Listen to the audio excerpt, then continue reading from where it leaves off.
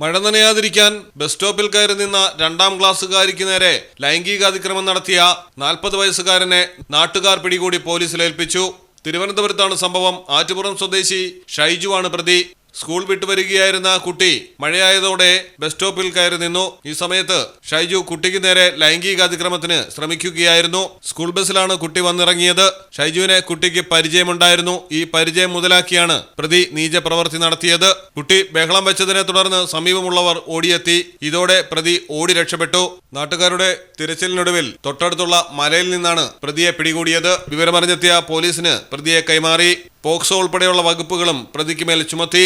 Malayalam television, Thiruvananthapuram.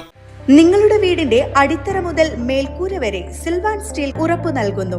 വിശ്വസനീയ ബ്രാൻഡുകളുടെ ഗുണമേന്മയുള്ള ഉൽപ്പന്നങ്ങൾ TMT bar, GP pipe, GI pipe, net sheet, rain cutters, routing sheet, GI coil, polish RAD തുടങ്ങിയ construction മെറ്റീരിയൽസും മറ്റ് industrial ഐറ്റംസും Silvan സ്റ്റീൽസിൽ ലഭ്യമാണ്.